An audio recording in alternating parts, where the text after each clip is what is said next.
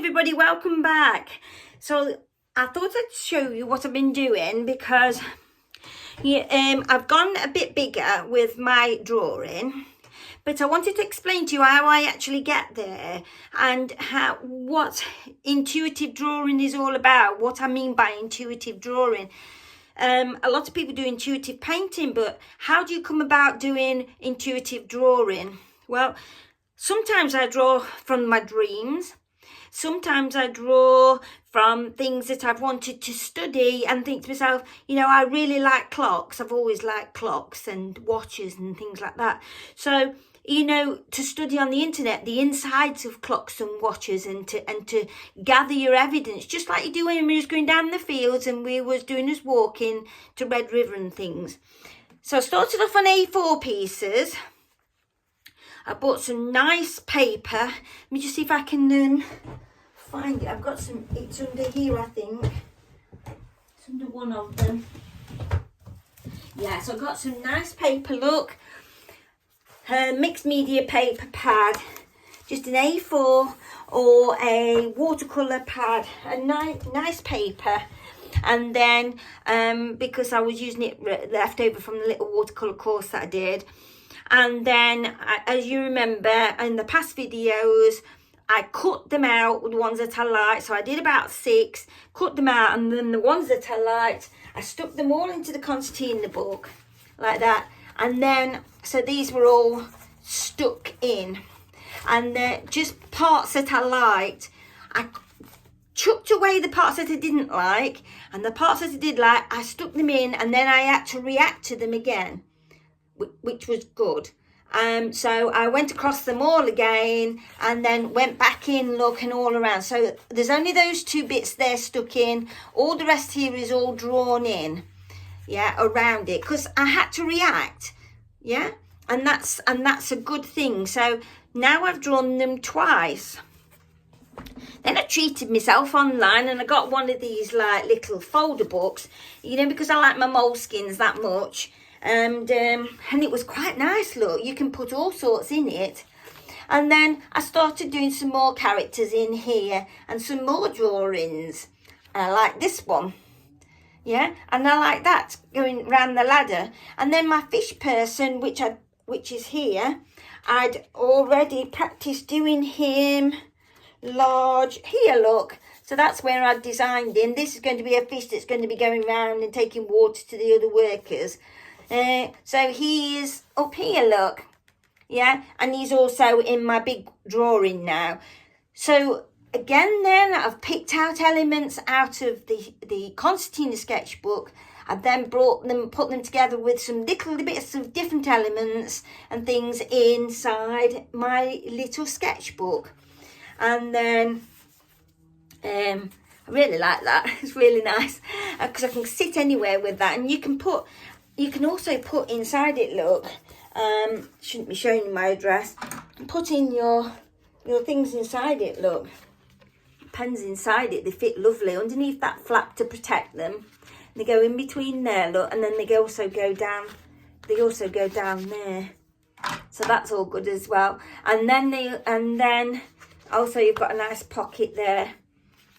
So it's nice little bit of kit, and your book just slips inside it like that. It's good, isn't it? It's for, well, this is a moleskin book, so this is a moleskin book size, so you can see it's for quite a big sketchbook, that is really. And I like it. Nice bit of kit, nice leather, good quality, and it's got my name on. So we've gone from A4 pieces cut up into concertina, into sketchbook, and then onto the big sheet of paper. So that's where it gets more interesting, because then I can pick out the ones that I like again, and if I've made mistakes in here, it doesn't matter, because then they can be put into there and I don't have to put those mistakes in. It's not the end of the world if you make a mistake. I know I'm always drawing in pen and ink, but people panic in pen and ink, but you get so used to drawing with pen and ink, it's a good idea, not to worry about it all. If you make a mistake, you make a mistake. And yes, and basically that's it. But the idea of getting onto your big sheet, it feels wonderful then. So yeah, so have a go, but go through these stages. I also did some little tiny thumbnails when I was thinking of little ideas as well, instead of journaling about it, which I'm naughty I should do all the time. I just use this method because sometimes if you go out and I take lots of photographs, which I've said to you to all do, you go out and you take all these photographs, come back and photocopy a lot and have them in black and white, and I have them all around me if there's a subject. But if it's intuitive drawing, it's different because you don't want the reference or the feeling. I'm after something that's completely different. So it's a matter of waking up in the middle of the night and thinking, oh, yes, the fish, like I've told you about the fish story before. My daughter, we was at her house with the fish and sorting it out with its tank and this, that, and this little tiny goldfish, Captain Jack Sparrow. I told you about him. But in the night I woke up, or the next morning, I can't remember now, and I thought, well, why couldn't he have some wheels? And why couldn't some of them fly? And why can't some of them dance? And then I've got another picture of another one, and he's carrying a spanner in one hand and a handbag in the other. Why not? You can do all that. That's intuitive drawing. And but the intuitive part comes even more, that once you've created your characters and all the things around it, you can then start filling in with little pipes and screws and nuts and bolts and whatever it is that you want. And your pen just seems to go across to it and you just start doing it.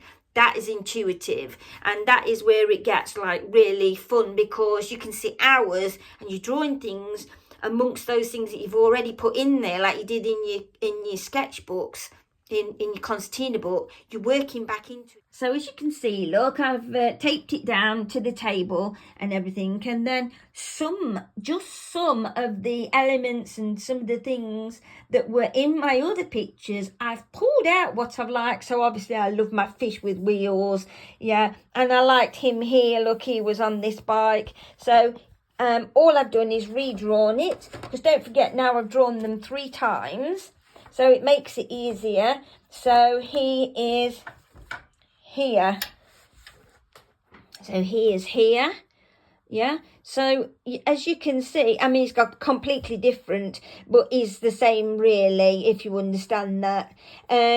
So obviously you can tell I've not traced it or anything. It's all in the same, because I've changed it a little bit as well, and I find that that's fun as well, to be able to change your characters and things.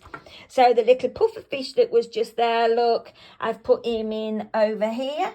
He's going to be all painted in and drawn a lot better. I've just got the basics down in this area at the moment. Added a little bit more things.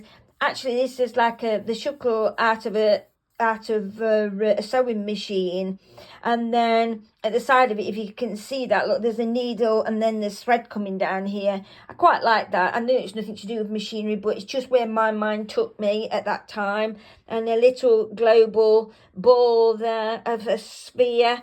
Not sure what this bottom thing is going to be made into, but some pretend writing on there. And yeah, he's on his little bike quad come whatever.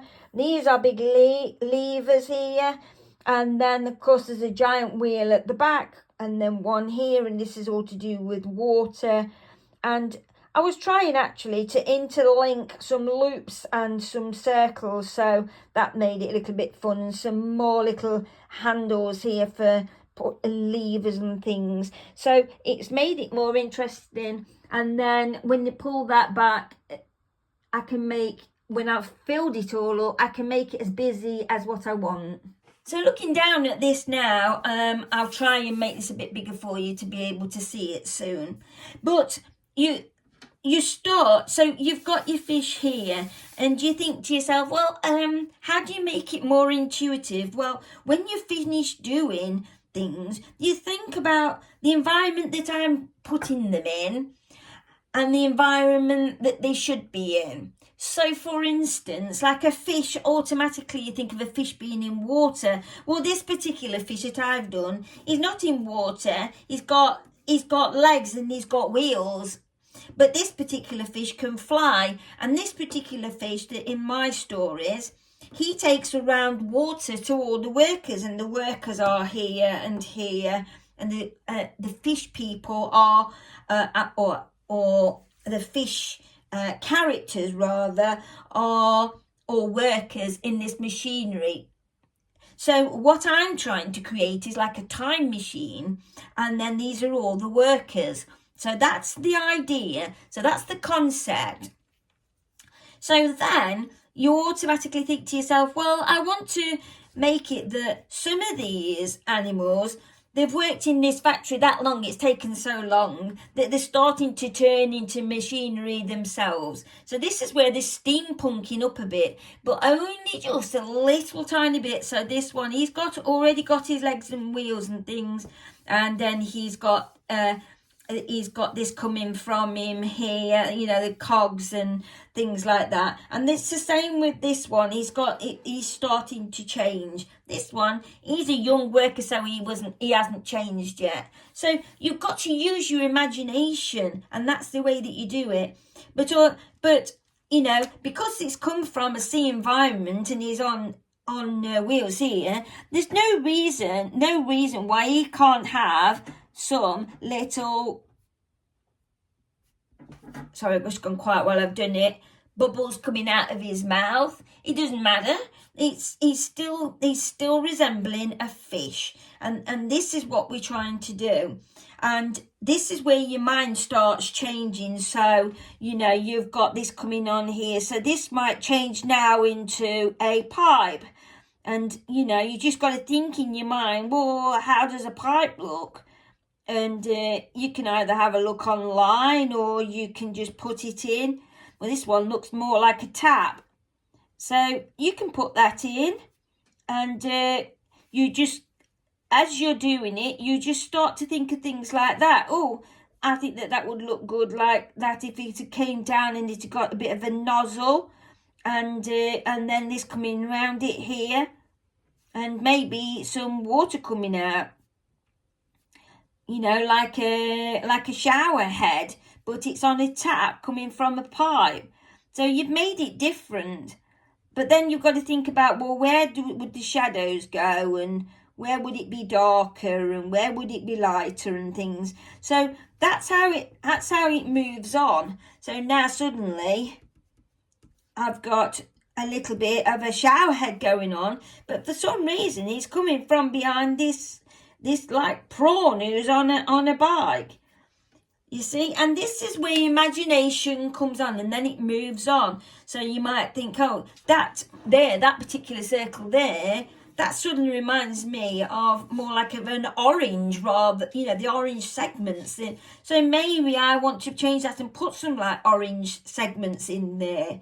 You know, it's just, you put in whatever it is that you decide to move on to, so that once the drawing is filled, it's really intricate. There's not much space, so you haven't got to worry about leaving the white. You need to think about how that you're doing your backgrounds. So you're leaving, at the moment I'm leaving white space. I don't want it to be any different to that, but you know, this one needs to be overlapping this one, and then, you know, the ladder is behind that, but it's also behind this cog here. So I'm going to be putting a lot more cogs in this area, because this area looks a bit too blank. And this is how you start to look and think. And this looks a bit like a mailbox with some artificial writing on it. So maybe, just maybe, I think to myself, right, okay. And this is how my mind thinks. Right, I've decided this is going to be a mailbox. So now I'm just going to draw a little bit of a slot here and here, and then just some angles here and here and here, and then suddenly I'm off again. And this is what happens. You end up that you're starting to draw, sorry, it's difficult to draw and to talk. You're starting off on another tangent of like, oh yeah, I need that to be like that, and now I like it, and I like that as a mailbox now, but underneath that would be darker. So then you start shading, just the little bit of shading in there, and so on, and that's what you do, and then just rub it in, and then of course inside this would be darker, and then so on. And then obviously I'll take my time on not when I'm not talking to you, and move that in darker. But this is what happens. And then obviously you start to look at mailboxes online and think, actually I can do that as well. So as you can see, look now, I'm just doing a little bit of drawing. I'll speed it up a bit. But just to show you a little bit of how I do go about things, adding a little bit of shading in here and there, and just relaxing and enjoying it. I know I've explained a lot to you, but this is how you carry on with the method, and how the intuitive drawing comes along, because you're deciding which side the shadows go and everything, but you haven't got anything to reference from. So it is all about using your own mind, and it's great fun like that. You can't see very good on this bit here, but yeah, and so far so good. I'm working on this one now, and still bringing in the things that I've been doing. So okay then, bye for now.